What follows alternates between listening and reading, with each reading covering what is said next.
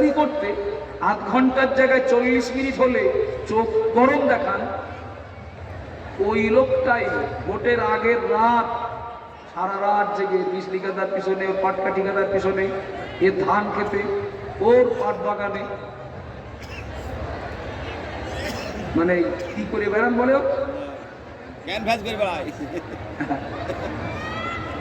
কেন এত দৌড়াদৌড়ি, এত ছোটাছুটি কেন? সবাই তো বলে জিতে যাচ্ছে, সবাই তো জিতে যাচ্ছে, তো এত রাত জাগার কি দরকার? এখন ভোটের আগের রাতের গুরুত্বটা ওদের কাছে কদরের রাতের থেকেও বেশি। কেন বলেন দিন? আজ রাত্রে চূড়ান্ত মানে সিদ্ধান্ত হবে, চূড়ান্ত সিদ্ধান্ত আজ রাত্রে ফাইনাল হবে আর কালকে প্রয়োগ হবে। ঘুরতে ফিরতে সেই বিজলি গাদার পিছনে দাঁড়িয়েছিল একজন কর্মী, দেখতে পেয়েছেন যে আমার বাড়ি অন্য পার্টির দুটো লোক ঢুকেছে। এখন তারা এসে এমনি তো যদি বলি কিচ্ছু হয়নি তাও বলবো, কিছু হয় বলেন না, হসপিটাল নিয়ে যাচ্ছি, টাকা পয়সা যা লাগবে সব ও চিন্তা তোমার না, ও চিন্তা তোমার, অ্যাম্বুলেন্স ডাকবো না, আমার কিচ্ছু হয়নি। খবর কি এত রাত্রে? খবর এমনি কিছু না, ওই তোমার আব্বার সাথে তো ভালো সম্পর্ক ছিল দীর্ঘদিন, তোমার সাথেও সম্পর্ক খারাপ না, এমনিও আমরা তো জিতে যাচ্ছি, এমনি ভোট চাওয়ার জন্য আসিনি কিন্তু আমি। তা আমি তো আকার ইঙ্গিতে বুঝতে পেরেছি, আল্লাহ দেখেন ওই যাই বলেন, আমার ওই বাড়ি 5টা ভোট আছে, 5,000 টাকা না দিলে আমার বাড়ি থেকে কেউ ভোট কেন্দ্রে যাবে না। তাই তো যে ভালো বলে কাজ হলো না, 5,000 না দিলে হবে না। এখন 5,000 টাকা আমার দেবেন, তবে আমার বললেন যে 5,000 টাকা যে তোমার দেবো, তা ভোটটাতে আমার দেওয়া, তার গ্যারান্টিটা কি? আর একদম আল্লাহর কিনে পশ্চিম দিক ফিরে বলছি, 5,000 টাকা দিলে ভোট আপনার। এখন সে বিজলি গাদার পিছন থেকে সে একজন দেখেছিলেন বললাম না, আর সে লোক এসে হাজার, তার দুজন দলবল নিয়ে আমার বাড়ি এসে কি বলছিল ওরা এসে কি বলছিল তো আপনাদের শুনে লাভ কি? সারা জীবন শুধু ধোকা দেবে, ভোট আর ভোটের আগে দেবেন, ও দেবেন, তা দেবেন, আর ভোট হয়ে গেলে তো জীবনে খুঁজবেন না। 5,000 টাকা দিলে কালকের আমার বাড়ি ভোটগুলো যাবে। ফাইনাল হয়ে গেছে। বিজলি গাদার পিছন থেকে বেরিয়েছে লোকটা, বলছেন তোমার মতো একটা ছেলে এইরকম ভোট করলে, না ঠিক কাজ করেছি আমি, টাকা না দিলে যাবো, আমার এ দেবে ও দেবে, আমখানে ঘর ভেঙেছে তাও দেই না, 1 টাকাও দিই। বলছে না ও ভুল না, এখন ভোটের বাজার কত জানো? বাজার মানে বলছে আমরা আর ওই আমি বিজলি গাদার পিছনে দাঁড়িয়েছিলাম, আমাদের দুটো লোক আসছে তোমাদের বাড়ির 5টা ভোটের জন্য 10,000 টাকা নিয়ে, ওদের অপেক্ষায় দাঁড়িয়েছিলাম আমি, তুই 5,000 টাকায় রাজি হয়ে গেলে? আমি গল্প করছি না বলো, আমি সময় কাটাচ্ছি না বলো, এদের সঙ্গে ওয়াদা করলাম 5,000, ও লোক এসে শোনাচ্ছে 10,000 টাকা দেবো বলে আমরা আর ওই অপেক্ষা করছি, ওই লোক দুটো আসলেই ঢুকবো, তুই 5,000 রাজি হয়ে গেলে? আমার ব্রেনে কাজ করবে না, কথা বলে দেখাচ্ছ কি 5,000 লস, সেই তো একই কাজ, একই ইভিএম মেশিনের সামনে যেতে হবে, এখানে 5 ওখানে 10, আল্লাহর কিরে ফিরিয়ে নেবো।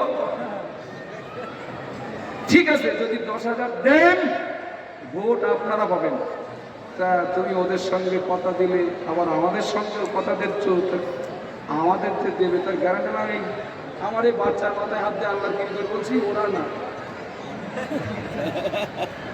10,000 দিলে আপনারা পাবেন।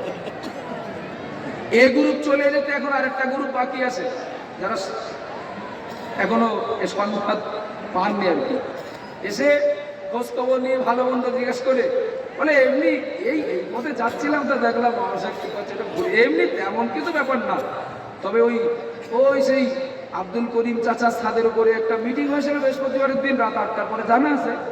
জানলাম তো আমি রাত্রে বাড়ি থেকে জানবো কি করে, কিসের মিটিং? ও আচ্ছা আচ্ছা, তার মধ্যে তুমি তো বাড়ি থাকো না আর কি, মিটিংটা তোমারই নিয়ে ছিল। আল্লাহর কেড়ে মিথ্যে কথা বলো, পুরো মিথ্যে, মিটিংটা তোমারই নিয়েছিল, তা জানতে আগ্রহ জন্মালো, আমার নিয়ে আবার কি মিটিং? মানে ওই আসলে অঞ্চলে গীতাঞ্জলির একটা ঘর এসে আসে, হঠাৎ ভোট ঘোষণা হয়ে গেল, দিতে বললাম না। তো আমরা একদম রেজলিউশন করে নিয়েছি যে আমরা বোর্ডটা গঠন করে ফার্স্ট ভোটটা আগে আব্দুল মহিদকে কিন্তু দেওয়া হবে। এমনি তুমি কার ভোট দেবে ওটা তোমার ব্যক্তিগত ব্যাপার। তো মিটিংটা বলে তোমার নিয়েছিল, আর রেজলিউশন সব কমপ্লিট একদম বেরেনে কাজ কর কথা বলে ওরে এদিক ঘর সাথে আর ওদিক গীতাঞ্জলির ঘর। আল্লাহর কিরে আরেকবার করবো না, করবো না? আল্লাহর কিরে যা করেছি আগে দুবার ফিরিয়ে নেবো না? আব্বাজান ভাইরা মনে কি দিন, এটা হলো আমাদের ঈমান। ভুল বুঝবেন না, সরকার ক্ষতিপূরণ দিচ্ছে। 1 বিঘা জমি ফসল নষ্ট, 10,000 টাকা ক্ষতিপূরণ। ও বাবা জিরা ভাইরা মনে কি দিন, বিশ্বাস করুন আমার জমিতে আদৌ পানি ওঠেনি। আমার জমিতে আম বাগান লাগানো, শিশু গাছ লাগানো, কাঁঠাল গাছ লাগানো, এমনকি পানির কোনো চিহ্ন আমার জমি পাইনি। আমি 10,000 ক্ষতিপূরণ পেয়ে গেলাম, তার মানে মিথ্যা কথা বলে ফর্ম ফিল আপ করতে হয়েছে। একটু কথা বলেন না বাবা, ছাড়বো কেন 10,000? ও বাবা জিরা ভাইরা মনে গেলেন, আমার জমি আরেকজনের কাছে লিজ দিয়েছি। লোকটা গরিব মানুষ, লোকটা কঠোর পরিশ্রম করে ফসলটা তিনি তৈরি করলেন, কিন্তু কেটে বাড়ি আনার আগে কালবৈশাখী ঝড় এসে ফসলটা নষ্ট হয়ে গেল। গরিব মানুষটা আবার ফসল বাড়ি আনা হলো না, কিন্তু খরচ হলো, আমার নিজের টাকাও তার দিতে হয়েছে। শ্রম যা যাওয়ার সে তো গিয়েছে। ও বাবা জিরা ভাইরা, এখন সরকার ঘোষণা করলো কালবৈশাখী ঝড়ে যাদের ফসলের ক্ষতি হয়েছে বিঘা প্রতি 10,000 টাকা ক্ষতিপূরণ। এখন আমি চিন্তা করেছি জমি তো লিজ দেওয়া, চাষ করেছ তো ওই পাড়ার আব্দুর রহিম চাচা, কিন্তু দলিল তো আমার কাছে। দলিল কার কাছে? লিজ নিল সেই লোক, টাকা আমার বুঝে দিয়েছেন বলো, কষ্ট হলো সেই লোকের, টাকা খরচ হলো সেই লোকের। আমি গোপনে দিকে কাগজপত্র জমা দিয়ে 10,000 টাকা ক্ষতিপূরণ দাম আমি পেয়ে গেলাম। লা ইলাহা ইল্লাল্লাহ মুহাম্মাদুর রাসূলুল্লাহ, লা ইলাহা ইল্লাল্লাহ মুহাম্মাদুর রাসূলুল্লাহ। চাচা সেই কলেমাখানিতে কলেমা কতটা পড়া আছে? 1005 লেখো। রাগ করছেন নাকি? আবার জানবার মনে গেলেন, ও মা বোনেরা গুন কিছু মনে নেন না। আল্লাহ নবী সাহাবায়ে কেরামদেরকে জিজ্ঞাসা করেছিলেন, ও বাবা সাহাবারা, একজন খাঁটি ইমানদারের দৃষ্টান্ত, দুনিয়ার একটা গাছ, ওই গাছটার নাম কি জানো নাকি? সাহাবাদেরকে আল্লাহ নবী জিজ্ঞাসা করলেন। আল্লাহ নবী সাহাবারা জবাব দিয়ে দিলেন, ইয়া রাসূলুল্লাহ, ইয়া হাবিবাল্লাহ, ও আল্লাহ নবী, খাঁটি ইমানদারের দৃষ্টান্ত দুনিয়ার একটি গাছ, ওই গাছটার নাম কি জানি না। আল্লাহ নবী বললেন, বাবা সাহাবারা মনে রাখো, আমি মুহাম্মাদুর রাসূলুল্লাহ বলছি, খাঁটি ইমানদারের দৃষ্টান্ত দুনিয়ার যে গাছ, ওই গাছটা আরব দুনিয়ার প্রায় মানুষের বাড়ি আছে, আল্লাহ নবী বললেন, একজন খাঁটি ইমানদারের দৃষ্টান্ত দুনিয়ার একটা গাছ, ওই গাছটার নাম খেজুর গাছ। সুবহানাল্লাহ বলেন, একটু মহাব্বতে বলেন না সুবহানাল্লাহ। ও বাবা জিরা মায়েরা, খেজুর গাছের তুলনায় শিশু গাছ অনেক মোটা, খেজুর গাছের তুলনায় আরো বট গাছ আরো মোটা, কিন্তু না, আল্লাহ নবী ইমানদারের তুলনা করলেন খেজুর গাছের সঙ্গে। কারণ আল্লাহ নবী সাহাবাদেরকে বুঝিয়ে দিলেন, বাবা সাহাবারা মনে রাখো, আমি মুহাম্মাদুর রাসূলুল্লাহ বলছি, দেখবে যখন ঝড় হয়, ওই ঝড়ে যত তাড়াতাড়ি অন্য গাছগুলো পড়ে যায়, অন্য গাছ ভেঙে যায়, অন্য গাছের গোড়া উপড়ে যায়, বাবা সাহাবারা দেখবে যত তাড়াতাড়ি অন্যান্য গাছগুলো ঝড়ে পড়ে যায়, কত তাড়াতাড়ি খেজুর গাছ পড়ে না।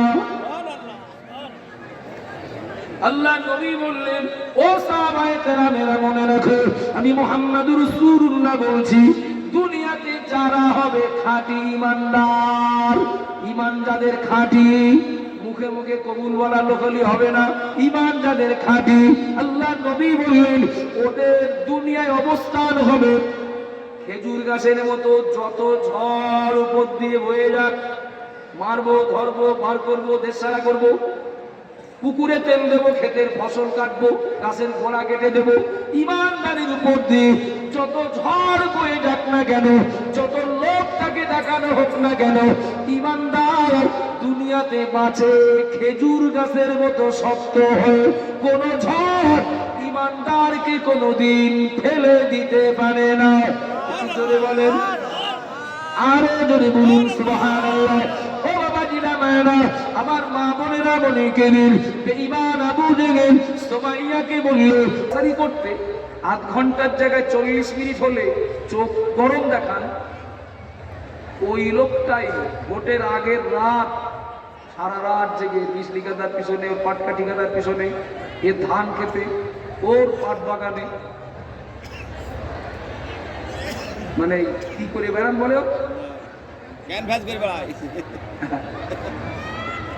কেন এত দৌড়াদৌড়ি, এত ছোটাছুটি কেন?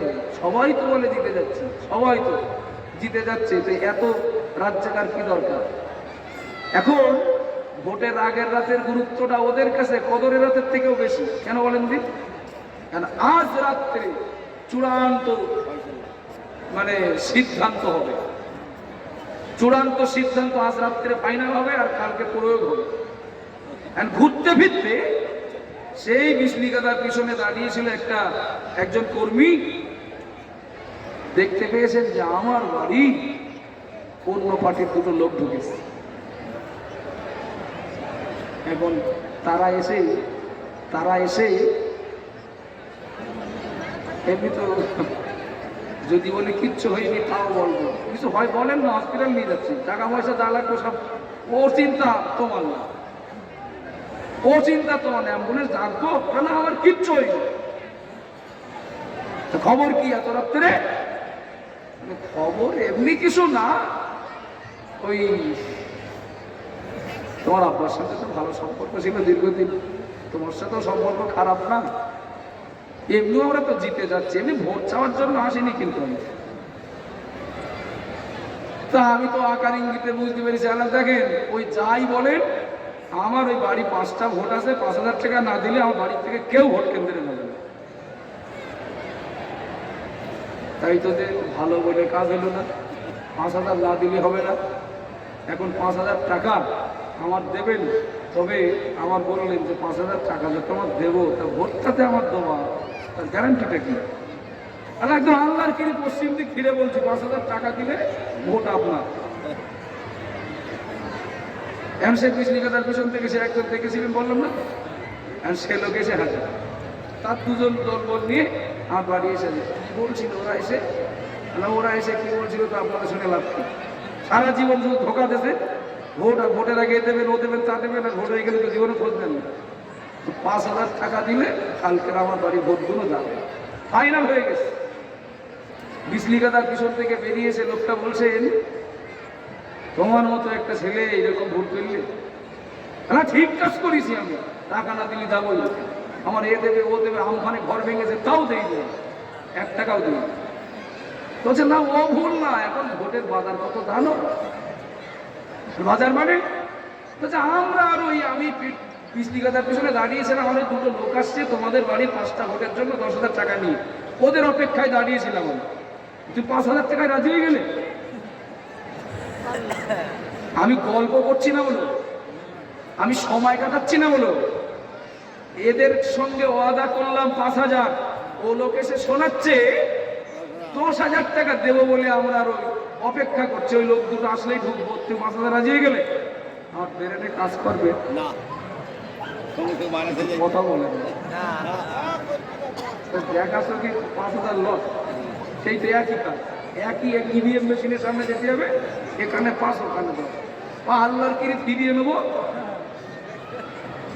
ঠিক আছে, যদি 10,000 দেন ভোট আপনারা পাবেন, তা তুমি ওদের সঙ্গে কথা দিলে, আবার আমাদের সঙ্গেও কথা দিচ্ছ, আমাদের যে দেবে তার গ্যারান্টি না, এই আমার এই বাচ্চার মাথায় হাত দিয়ে আল্লাহ কিনে বলছি ওরা না, 10,000 দিলে আপনারা পাবেন।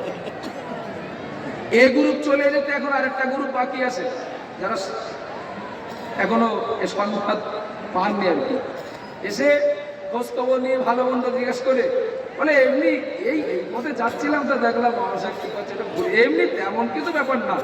তবে ওই সেই আব্দুল করিম চাচা ছাদের উপরে একটা মিটিং হয়েছিল বৃহস্পতিবারের দিন রাত 8টার পরে, জানা আছে? জানাও তো, আমি রাত্রি বাড়ি থেকে তো জানবো কি করে কিসের মিটিং। ও আচ্ছা আচ্ছা, তার মধ্যে তুমি তো বাড়ি থাকো না আর কি, মিটিংটা তোমারই নিয়ে ছিল। আল্লাহর কে মিথ্যে কথা বলো, পুরো মিথ্যে, মিটিংটা তোমারই নিয়েছিল। তা জানতে আগ্রহ জন্মালো, আমার নিয়ে আবার কি মিটিং? তাহলে ওই আসলে অঞ্চলে গীতাঞ্জলির একটা ঘর এসে আসে, হঠাৎ ভোট ঘোষণা হয়ে গেল, দিতে বললাম না।